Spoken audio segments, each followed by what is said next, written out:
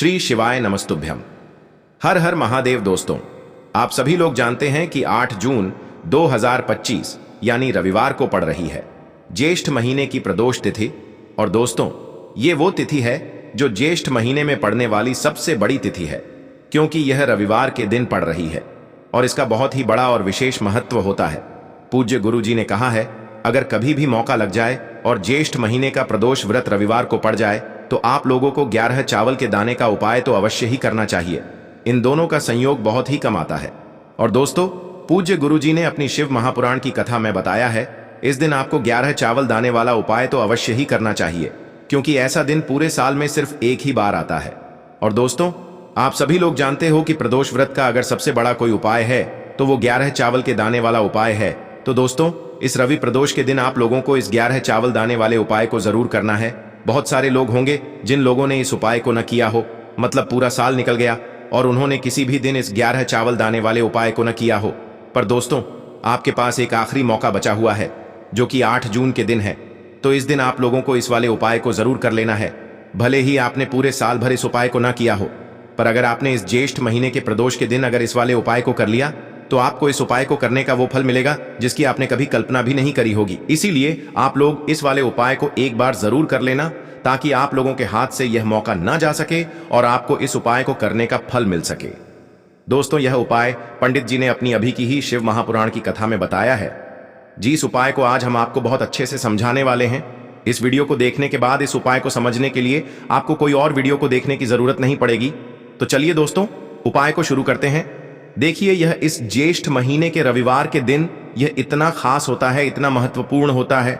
देखा गया है कभी कभी बड़े बड़े पूजा पाठ अनुष्ठान से जो मनोकामना पूर्ण नहीं होते, वो इस ज्येष्ठ महीने के प्रदोष व्रत के दिन एक छोटे से उपाय करने से ही आपकी मनोकामना पूर्ण हो जाती है। और बहुत सारे लोगों ने इस उपाय को किया भी है और उनको इस उपाय को करने का फल भी जरूर मिला है। अगर आप लोग भी इस उपाय को रविवार प्रदोष व्रत के दिन करना चाहते हैं तो आप इस उपाय को पहले अच्छे से समझ लेना, सुन लेना, उसके बाद करना। आपको इस उपाय का फल जरूर मिलेगा। और इस उपाय को कर लेने से आपके घर में चाहे किसी भी प्रकार की दुख और समस्या क्यों ना चल रही हो, आपको उसका कारण भी नहीं पता है कि भाई ये समस्या किस कारण से चल रही है। उसका कुछ भी कारण हो सकता है, जैसे पितृदोष हो सकता है या किसी भी तरह का मंगल दोष भी हो सकता है। तो इस दिन आप लोगों को ये वाला उपाय कर लेना है। ये एक ऐसा उपाय है, जिस उपाय को अगर किसी विशेष दिन पर किया जाए तो भाई उस विशेष दिन का जो है वह तो हमें मिलता ही मिलता है, पर हमने उस दिन पर इस उपाय को किया है तो हमें उससे भी बड़ा फल मिलता है और फल बहुत जल्दी मिलता है, क्योंकि आप इस उपाय को बहुत ही बड़े और विशेष दिन पर कर रहे हो। तो चलिए अब उपाय के बारे में बात करते हैं, लेकिन उससे पहले आप लोगों को यह जानना आवश्यक है कि आखिर यह उपाय किस समय करना है, किसको करना है और कैसे करना है। तो चलिए हम आगे आपको वीडियो में एक एक करके बता देते हैं। लेकिन उससे पहले अगर आप लोग हमारे चैनल पर नए हैं तो हमारे चैनल को सब्सक्राइब कर लेना और इस वीडियो को लाइक करके कमेंट बॉक्स में श्री शिवाय नमस्तुभ्यम ओम नमः शिवाय जरूर टाइप कर देना। और अपने फायदे के लिए, गरीबी दूर करने के लिए इस वीडियो को पूरा देख कर जाना, तभी आपको लाभ की प्राप्ति होगी। यदि आज आपने वीडियो को बीच बीच में से देखा, काट काट कर देखा, तो आपको जीवन में कभी सफलता हासिल भी नहीं होगी। तो दोस्तों, इस 11 चावल के दाने वाले उपाय को हमें इस प्रदोष व्रत के दिन कैसे करना है, किसको करना है, किस समय करना है और कहां पर करना है, ये सारे सवालों के जवाब आपको इस वीडियो में मिल जाएंगे। और जो ये वीडियो देखेगा भाई, उसको 11 चावल के दाने वाला उपाय जरूर करना चाहिए, क्योंकि इस दिन एक चावल के दाने का भी बहुत ही बड़ा और विशेष महत्व होता है। और जब बात आ जाए 11 चावल के दाने की, तो ये सोने पे सुहागा वाली बात हो जाती है और ये एक बहुत ही बड़ा उपाय हो जाता है इस रविवार प्रदोष व्रत का। तो अब दोस्तों, इस 11 चावल के दाने वाले उपाय को आखिर करना किसको है, सबसे पहले हम लोग वो बात जान लेते हैं। तो देखो, घर की जो बड़ी माताएं बहनें होती हैं, उन माताओं बहनों में से कोई भी एक बड़ी माता बहन इस वाले उपाय को कर सकती है। और दोस्तों, अगर आप चाहें तो अपने घर में से सभी सदस्यों को भी इस उपाय को करवा सकते हैं। अगर किसी व्यक्ति की खुद की कोई मनोकामना है, खुद की कोई दुख और परेशानी है जो कि वह अपने लिए ही करना चाहता है इस वाले उपाय को, तो वह खुद अपने लिए भी कर सकता है। बाकी अगर कोई घर में से ऐसा है जो कि अपने पूरे घर परिवार की सुख और शांति के लिए ये वाला उपाय करना चाहता है, तो भाई वह भी कर सकता है, उसमें भी कोई दिक्कत वाली बात नहीं है। कहने का मतलब ये है कि इस उपाय को हर एक सदस्य भी कर सकता है और पूरे घर परिवार के सदस्य के लिए घर की बड़ी माताओं बहनों में से कोई एक माता बहन भी कर सकती है। माताएं बहनें अगर घर में उपस्थित न हो या वो यह वाला उपाय न कर पा रही हो, तो फिर घर का कोई बड़ा सदस्य भी इस 11 चावल के दाने वाले उपाय को कर सकता है, चाहे फिर वह पुरुष ही क्यों ना हो। उसमें कोई भी दिक्कत वाली बात नहीं है। अब दोस्तों, इस 11 चावल के दाने वाले उपाय को हमें करना कहां पर है? हमें इसे शिव जी के मंदिर में जाकर करना है। बहुत सारे लोग प्रश्न करते हैं, हर एक उपाय को करते समय क्या हम इस उपाय को घर पर कर सकते हैं? तो इस वाले उपाय को आप घर पर नहीं कर सकते हो। इस वाले उपाय को करने के लिए आपको शिव जी के मंदिर ही जाना पड़ेगा। उसके बाद में दोस्तों जो अगला प्रश्न निकल कर आता है वो यह आता है इस उपाय को लेकर कि आखिर इस उपाय को हमें किस समय करना है, सुबह के समय करना है कि शाम के समय करना है। तो देखो, इस वाले उपाय को आप लोग सुबह के समय भी कर सकते हो और शाम के समय प्रदोष काल में भी कर सकते हो। अब अगर आप पूछो कि भाई सबसे उत्तम समय कौन सा रहेगा इस 11 चावल के दाने वाले उपाय को करने का, तो हम आपसे बस यही कहेंगे कि इस उपाय को आप सुबह के समय करेंगे तो ज्यादा बेहतर होगा। बाकी अगर प्रदोष काल शाम के समय भी करेंगे तो भी अच्छा होगा, उसमें कोई भी दिक्कत वाली बात नहीं है। तो अब दोस्तों जो अगली सबसे बड़ी और महत्वपूर्ण बात आती है वो यह आती है कि सुबह अगर हम उपाय को करेंगे तो हमें कितने बजे से लेकर कितने बजे तक के बीच में करना है, और शाम के समय प्रदोष काल में करेंगे तो हमें कितने बजे से लेकर कितने बजे के बीच में करना है।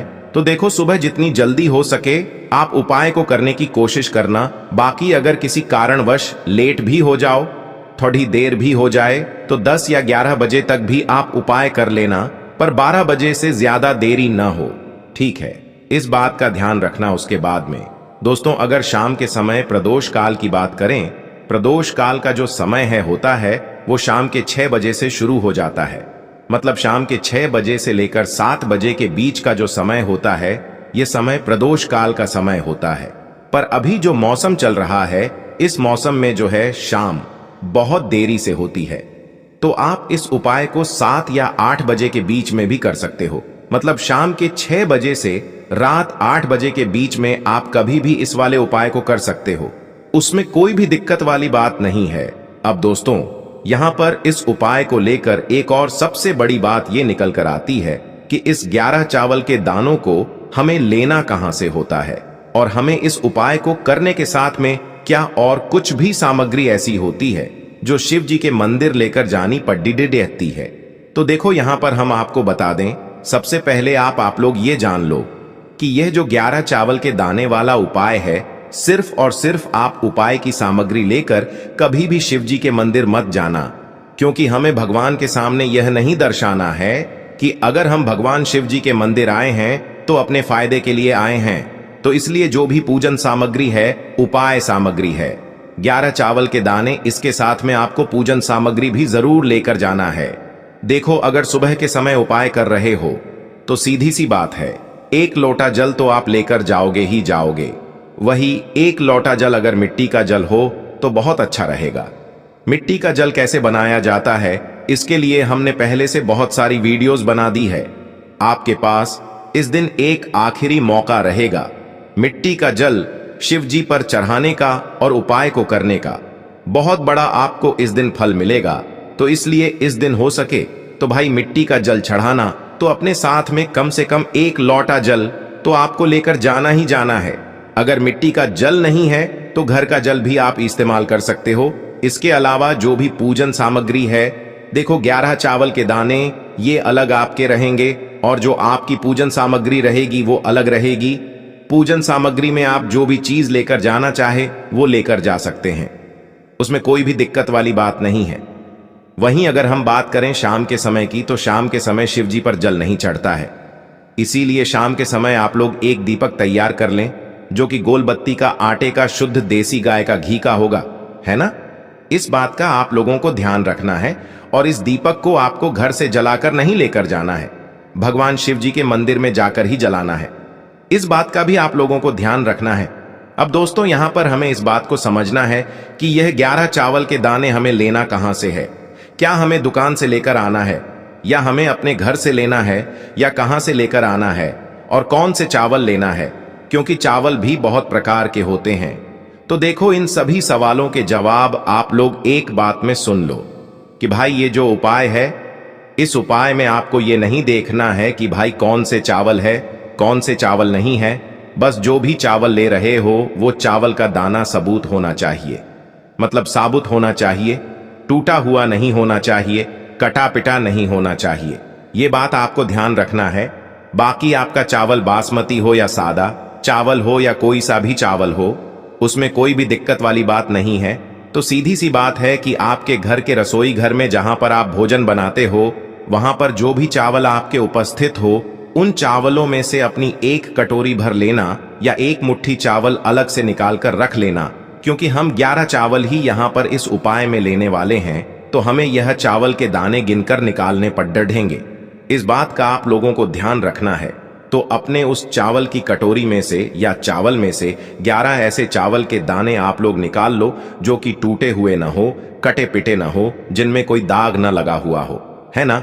अच्छे साबुत चावल के दाने 11 दाने आप लोग निकाल कर रख लो और इन्हें किसी भी एक कागज की पुड़िया में या किसी एक छोटी सी कटोरी में आप लोग रख लो, ताकि यह सुरक्षित रहे। आपके एक भी चावल का दाना इधर उधर ना हो और आपका उपाय भी पूरा अच्छे से हो जाए। तो भाई जैसे ही आपका उपाय की जो सामग्री है, 11 चावल के दाने ये तैयार हो जाते हैं, उसके बाद मैं आपको जो भी अपनी पूजन सामग्री है, सुबह के समय कर रहे हो तो एक लोटा जल या पूजन सामग्री जो लेकर जाना चाहो उसकी भी तैयारी कर लेना। और शाम के समय जा रहे हो तो भाई अपना जो दीपक है उसे तैयार कर लेना, ठीक है। और उपाय को करते समय शुद्धता का विशेष रूप से ध्यान रखना, ठीक है। सुबह सुबह स्नान करने के बाद ही उपाय को करने की आप लोग तैयारी करना। उसके बाद अगर शाम के समय की बात करें तो शाम के समय आपको स्नान करने की जरूरत नहीं है, पर शुद्धता का ध्यान रखना है। आपको स्नान तो नहीं करेंगे, आप हाथ मुंह धोकर भी इस वाले उपाय को शाम के समय प्रदोष काल में कर सकते हैं, इसमें कोई दिक्कत वाली बात नहीं है। तो आप अपने उपाय की पूरी सामग्री तैयार करके आपके पास ही में जो आपका शिव मंदिर हो वहां पर पहुंच जाइए। सबसे पहले शिव मंदिर में जाकर आप लोगों को उपाय नहीं करना है, पहले भगवान के दर्शन करना है, भगवान से आशीर्वाद प्राप्त करना है, फिर शिव जी की शिवलिंग के पास में आना है। शिवलिंग के पास में आने के बाद आप जो पूजन सामग्री लेकर आए हुए हैं, जैसे कि सुबह गए हुए होंगे तो एक लोटा जल और जो भी पूजन सामग्री लेकर आए हैं आप उनसे भगवान शिव जी की पूजन कीजिए। सबसे पहले तो एक लोटा जल ही चढ़ेगा, उसके बाद में आपकी पूजन सामग्री चढ़ेगी। उसके बाद में अगर दोस्तों शाम के समय अगर आप इस उपाय को कर रहे हो तो अपने साथ में कम से कम एक जो दीपक है गोल बाती का जो आप अपने साथ में लेकर गए हो, उस दीपक को मंदिर में जाकर अपनी माचिस से जलाना है और उस दीपक को शिवलिंग के पास में रखना है, ठीक है। इस दीपक को रखने के बाद ही आप लोगों को अपना ये वाला उपाय शुरू करना है। और दीपक को ज्यादा पास में मत रखना, वैसे भी गर्मी पड़ रही है, भगवान शिव जी को आंच नहीं लगनी चाहिए, है ना। तो भाई जैसे ही आपकी पूजा अर्चना हो जाती है, आप भगवान शिव जी को प्रसन्न कर लेते हैं, उसके बाद में शिवलिंग के पास ही में आप कहीं पर बैठ जाइए, सामने या आसपास जिस जगह पर आपको बैठना हो वहां पर बैठ जाइए और अपने वह 11 चावल के दाने अपने सामने निकाल कर रख लीजिए, क्योंकि अब यहाँ पर उपाय को यहाँ पर करने की आपको तैयारी करना है। और इस तरीके से जब आप उपाय करेंगे, पूजन सामग्री करने के बाद, पूजन अर्चना करने के बाद, तो आपको उपाय का फल बहुत जल्दी और बहुत बढ़ा होकर मिलेगा। तो अपने 11 चावल के दाने अपने सामने निकाल कर रख लेना। और यह जो उपाय है यह आपकी सीधे हाथ की हथेली से होगा, इसलिए इस बात का भी विशेष रूप से ध्यान रखना है। तो सीधे हाथ की हथेली का प्रयोग करके ही आप लोग अपना इस वाले उपाय को करना। अपने सामने जो भी आपकी कागज की पुड्डियां है उसको खोल कर रख लो, या कटोरी है तो भाई उसे अपने सामने रख लो और अपने वह 11 चावल के दाने निकाल लो, ठीक है। उसके बाद में दोस्तों अब आपको क्या करना है कि शिवलिंग आपके सामने होगी, तो आपने वह 11 चावल के दाने एक एक करके आपको शिव जी के शिवलिंग के ऊपर चढ़ाना है। कहां पर चढ़ाना है? शिवलिंग के ऊपर चढ़ाना है और कहीं पर भी नहीं चढ़ाना है। आपको अपने हथेली से तो शिवलिंग के ऊपर चढ़ना है, भले ही फिर वो अपने आप जलाधारी पर गिर जाए या मतलब वहीं पर गिर जाए, उसमें कोई दिक्कत वाली बात नहीं है, पर आप चढ़ाओ शिवलिंग के ऊपर ही। तो आपको क्या करना है, अपना पहला चावल का दाना उठाना है, श्री शिवाय नमस्तुभ्यम बोलना है और शिवलिंग पर चढ़ा देना है। इसी तरीके से दूसरा चावल का दाना उठा है, शिवलिंग पर चढ़ाना है और मंत्र बोल देना है। और फिर तीसरा चावल का दाना उठाना है, श्री शिवाय नमस्तुभ्यम बोलना है और चढ़ा देना है। इसी प्रकार से आपको पूरे 11 चावल के दाने एक एक करके शिव जी के शिवलिंग के ऊपर चढ़ाना है और भगवान से प्रार्थना करते जाना है। मतलब प्रार्थना तो आपको आखिरी में करना है, पर हर एक चावल के दाने को चढ़ाते समय श्री शिवाय नमस्तुभ्यम जरूर बोलना है। उसके बाद ही में यह चावल का दाना शिवलिंग के ऊपर आपको चढ़ाना है।